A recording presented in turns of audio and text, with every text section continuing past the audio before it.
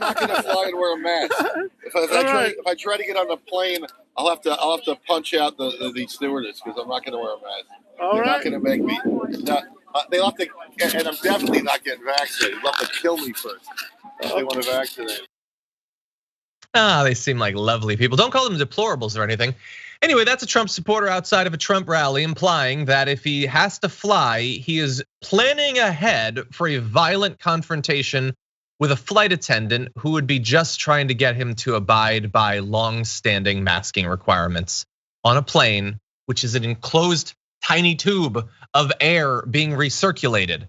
But he doesn't believe in COVID. He certainly doesn't believe in any personal responsibility towards that, doesn't care that flight attendants over the past couple of years have faced an epidemic of verbal harassment, physical harassment as well. Their lives have been made a living hell by people like him.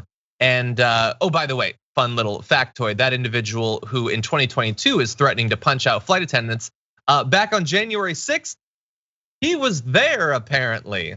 You can see him dressed up as Santa or whatever. And so all around great guy, but that's what we have in America. That is what we're left with after 2 years of the pandemic.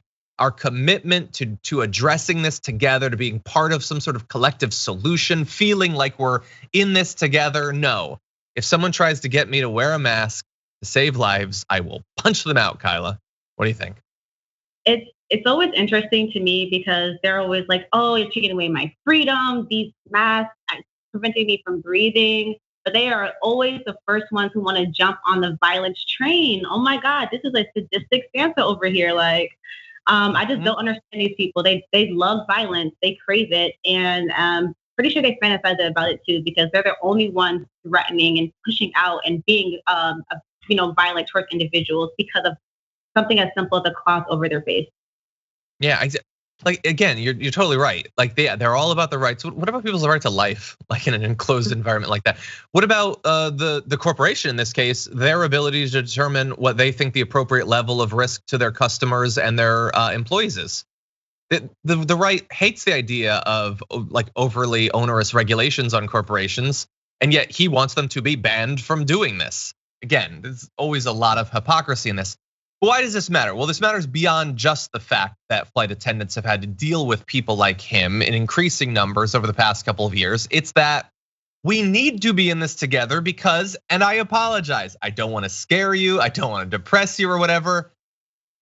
We might not be wholly out of this thing. I know that we all want to believe that we are. I mean, that was such a bad wave. That's gotta be it, right? Who could still get COVID? Everybody already did, and maybe that's true. But you know me, I check the COVID numbers all the time. Let's bring up this chart. This is worldwide case counts. Now, if you're on a phone especially, that may look perfectly fine. Number goes up, then line goes down. But if you zoom in a bit, it's going up again a little bit. Not a ton yet, but bear in mind, it didn't even get down to the previous low. Again, this is worldwide, bear that in mind. And when you zoom into different countries, in this next chart, you'll see Austria, the Netherlands, Switzerland, Germany, Greece, Finland, Portugal, France, all of these countries also seeing an uptick. Now that's in cases. Now we know from cases to hospitalizations generally takes a couple of weeks. Well, in this next chart, you'll see starting to creep up a little bit on the hospitalizations too. And all of this is happening as China, for instance, is experiencing their worst outbreak since the initial outbreak in Wuhan. So maybe this won't affect us. Maybe it won't hit the US, or if it does, maybe it'll be very mild. But I don't know, Kyla, I'm starting to see a little bit of cause for possible alarm.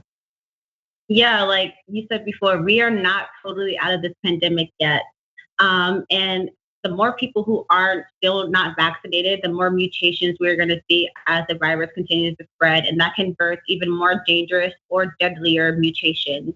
And so as these, and it's again, the United States is starting to see different restrictions for COVID let up in different states and cities across this country as well. And so we're definitely going to see more COVID cases when the summer hits, when less people are wearing masks, less people are socially distancing, less people or more people are thinking that this pandemic is over, and it's far from that. Again, we're seeing about 10,000 deaths per day still. And so I hope that people who are in tune to this and are paying attention and continue to wear their masks, continue to socially distance, and be aware that this pandemic is not over yet. Yeah, 100%. I hope so. Look, I hope that we, cross your fingers, roll the dice, and it'll all turn out right. But if it does come back, remember, like, you still have, like, get vaccinated, get boosted. We'll probably have another booster at some point this year. That do everything that you can. Just bear in mind, I fear that a critical mass of people are not going to take it seriously again. That even to the extent that people did in this last wave, I think we've burned out of, like, some people, maybe a third, maybe 40% of the country will take it seriously. But if the cases go up, there's, like, the government funding for the response wasn't passed just a week ago. I think we're gonna need to be individually responsible because, as in many other issues, the government is effectively leaving us on our own. So we'll see. And listen, I want a hot girl summer, as like a lot of other people do too. But we want a hot girl summer, not a hospital summer. So let's continue to be safe and be aware that this pandemic is not over yet.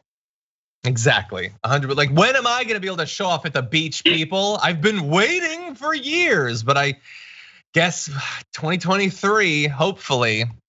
Fingers I guess crossed. I have a bit of time. I can eat some pizza.